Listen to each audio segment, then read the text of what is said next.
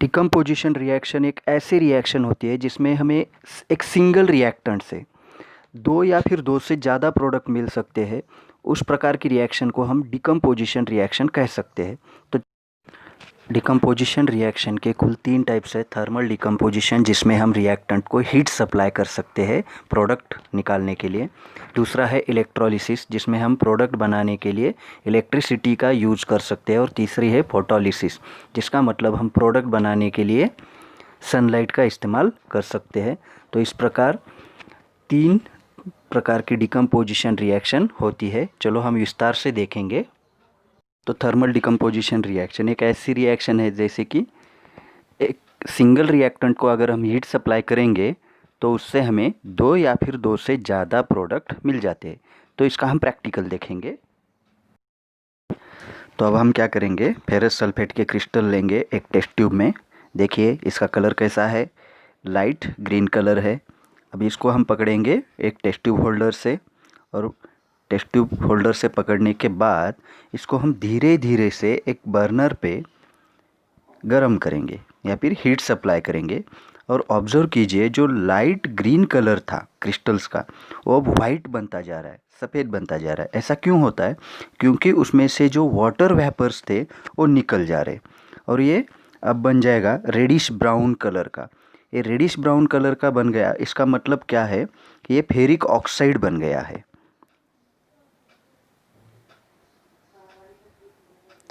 और ferric oxide बन जाने के बाद रेडिश ब्राउन कलर का जो हमें स्मेल आती है ना, एक बदबूदार पंजेंट स्मेल, तो वो सल्फ़र के बर्निंग की वजह से आते हैं। जो sulphur dioxide, sulphur trioxide gases निकलती है, उसकी एक सड़ी हुई बदबूदार चीज़ों जैसी स्मेल हमें आती है। तो ये हो गया डिकम्पोजिशन ऑफ फेरस सल्फेट। तो सेकेंड एग्जाम्पल हमारे डिकम्पोजिशन रिएक्शन का, thermal decomposition of lead nitrate.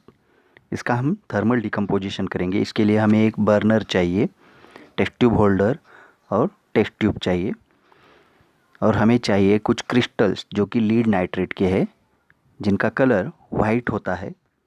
अब हमारा प्रैक्टिकल हम कंटिन्यू करेंगे। देखिए यहाँ पे हमने टेस्ट ट्यूब में लीड नाइट्रेट के क्रिस्टल्स ले रखे हैं जो कि वाइट कलर के दिख रहे हैं, और एक स्टिक ले ली है, बर्निंग स्टिक, जो कि प्रेजेंस ऑफ ऑक्सीजन चेक करने के लिए हमें मदद करेगी। अगर हम लीड नाइट्रेट को हीट करेंगे तो उससे हमें येलो कलर का लीड ऑक्साइड मिलेगा, रेडिश ब्राउन कलर की फ्यूम्स निकलेगी जो कि नाइट्रोजन डाइऑक्साइड की है, और हमें ऑक्सीजन मिलेगा। इसका मतलब हम सिंगल रिएक्टेंट से 3 प्रोडक्ट पा सकते हैं।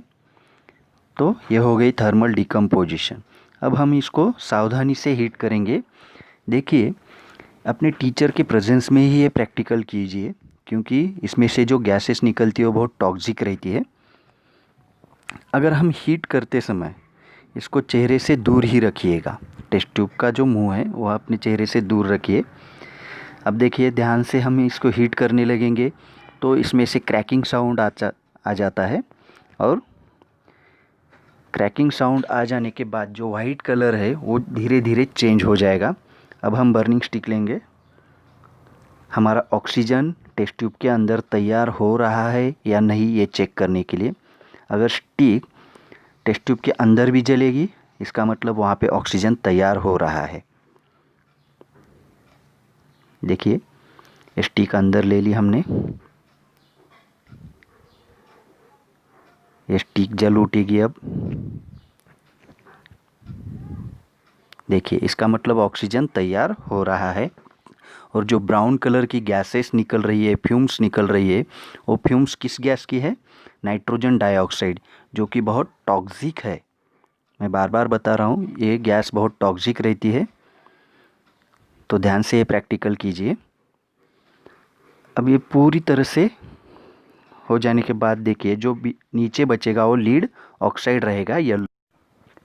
जो डिकम्पोजिशन रिएक्शन इलेक्ट्रिसिटी की मदद से कंप्लीट होती है तो उसको हम इलेक्ट्रोलिसिस कह सकते हैं। यहाँ पे ध्यान दीजिए, इलेक्ट्रो का मतलब इलेक्ट्रिसिटी, और लिसिस का मतलब तोड़ना, मतलब कि इलेक्ट्रिसिटी की मदद से तोड़ देना। Demonstration of electrolysis of water. अब हम वाटर की इलेक्ट्रोलिसिस करके देखेंगे। उसके लिए हमें दो पेंसिल चाहिए जो कि हम इलेक्ट्रोड के तौर पे इस्तेमाल करेंगे। एक 9 वोल्टेज की बैटरी लेंगे, कुछ वायर्स और प्योर वाटर और कुछ साल्ट, क्योंकि वाटर जो है वो इलेक्ट्रिसिटी का बैड कंडक्टर होता है। प्योर वाटर सॉल्ट ऐड करने के बाद ये इलेक्ट्रिसिटी कंडक्ट करेगा। और जो पेंसिल्स है वो हम दो टर्मिनल्स को, बैटरी के दो टर्मिनल्स को अटैच करेंगे। जो पॉजिटिव टर्मिनल को अटैच करेगा उसको हम कहेंगे एनोड, और जो पेंसिल नेगेटिव टर्मिनल को अटैच करेंगे उसको हम कहेंगे कैथोड। तो जनरली एनोड पे जो है वो ऑक्सीडेशन होता है और कैथोड पे जो है वहाँ पे रिडक्शन होता है। वाटर की इलेक्ट्रोलिसिस करने के बाद जैसे कि हमने रिएक्शन में देखा कि वाटर से हमें दो प्रोडक्ट मिलते हैं। एक तो हमें मिलता है हाइड्रोजन और दूसरा हमें मिलता है ऑक्सीजन। तो हाइड्रोजन कलेक्ट हो जाएगा एनोड पे जहाँ पे ऑक्सीडेशन हो जाएगा, और ऑक्सीजन कहाँ पे कलेक्ट हो जाएगा?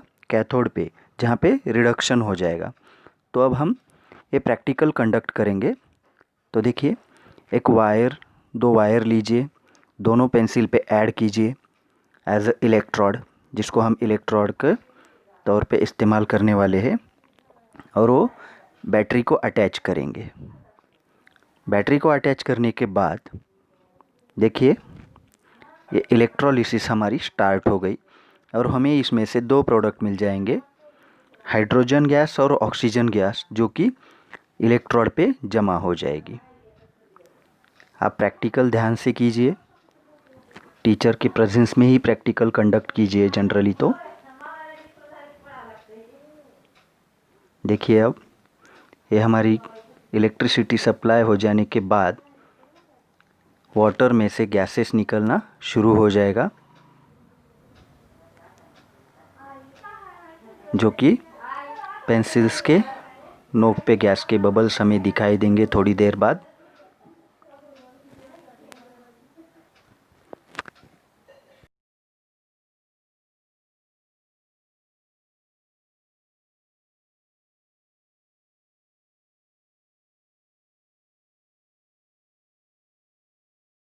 तो चलो, फोटोलिसिस ऑफ सिल्वर क्लोराइड देखने के लिए सबसे पहले हमें सिल्वर क्लोराइड तैयार करना पड़ेगा, जो कि हम सिल्वर नाइट्रेट और सोडियम क्लोराइड को मिला के बनाएंगे।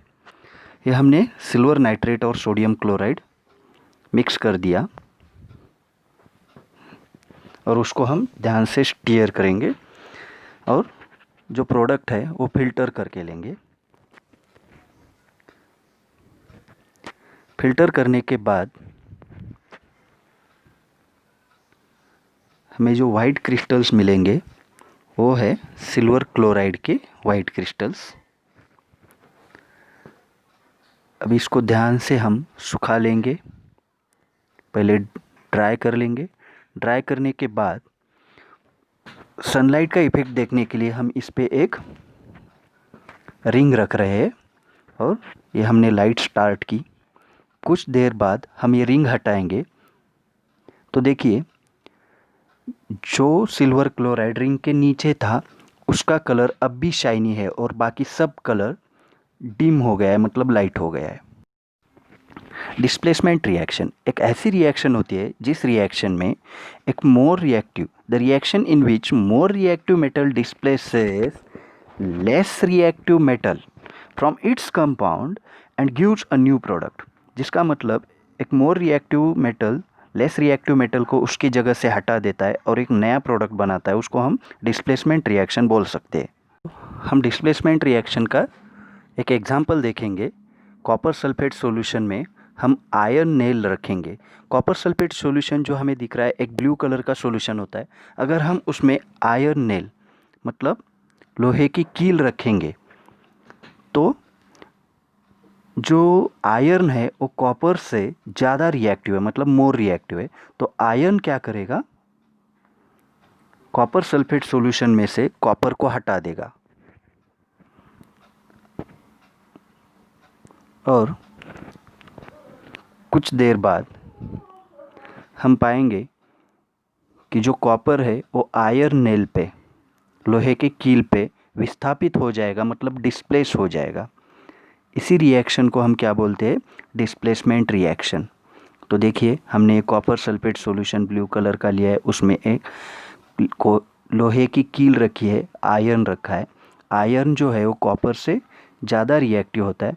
3 दिन बाद हम देखेंगे तो जो कॉपर सल्फेट सॉल्यूशन में से कॉपर था वो टोटली हमारे लोहे के कील पे विस्थापित हो गया है, मतलब डिस्प्लेस हो गया है। ये देखिए, ये लोहे की कील है और ये ब्राउन कलर का कॉपर जो दिख रहा है हमें, वो कहाँ से आ गया? एक कॉपर सल्फेट सॉल्यूशन में से इस लोहे की कील पे विस्थापित, मतलब डिस्प्लेस हो गया है। डबल डिस्प्लेसमेंट रिएक्शन एक ऐसी रिएक्शन होती है जिसमें दो अलग अलग कंपाउंड के पॉजिटिव और निगेटिव आयंस आपस में जगह बदल लेते हैं और दो नए कंपाउंड्स बनाते हैं। उसको हम क्या बोल सकते हैं? डबल डिस्प्लेसमेंट रिएक्शन बोल सकते हैं। तो डेफिनेशन देख लीजिए। डिस्प्लेसमेंट रिएक्शन का हम एग्जाम्पल लेंगे। इसके लिए हमें चाहिए sodium sulphate, barium chloride, dilute HCl acid, beaker, conical flask और टेस्ट ट्यूब। सबसे पहले हम टेस्ट ट्यूब में थोड़ी मात्रा में बेरियम क्लोराइड लेंगे, उसको ट्रांसफ़र करेंगे कोनिकल फ्लास्क में। उसके बाद दूसरी टेस्ट ट्यूब लेंगे, उसमें थोड़ी मात्रा में सोडियम सल्फेट ऐड करेंगे और सोडियम सल्फेट को कोनिकल फ्लास्क में ऐड करेंगे। ऐड करने के बाद इसमें वाइट कलर का प्रेसिपिटेट जमा हो जाएगा, जो कि बेरियम सल्फेट तैयार हो रहा है। ये वाइट कलर का पीपीटी हम स्टीयर करेंगे। स्टीयर करने के बाद कुछ देर के लिए हम इसको अनडिस्टर्ब्ड रखेंगे। अनडिस्टर्ब रखने के बाद जो वाइट कलर की पीपीटी है वो नीचे सेटल हो जाती है और ऊपर का सॉल्यूशन हम, जो कि सोडियम क्लोराइड का है, वो निकाल लेंगे। निकाल लेने के बाद इसमें हम थोड़ा डाइल्यूट हाइड्रोक्लोरिक एसिड ऐड करेंगे, क्योंकि हाइड्रोक्लोरिक एसिड में जो बेरियम सल्फेट तैयार हुआ था वो इनसॉल्युबल रहता है, वो मिक्स नहीं होता। तो ये हो गई हमारी डबल डिस्प्लेसमेंट रिएक्शन, जिसमें क्लोराइड आयोन को सल्फेट आयोन्स ने क्या किया? आपस में जगह बदल ली, क्लोराइड और सल्फेट आयोन्स ने, इसलिए डबल डिस्प्लेसमेंट रिएक्शन हो गया।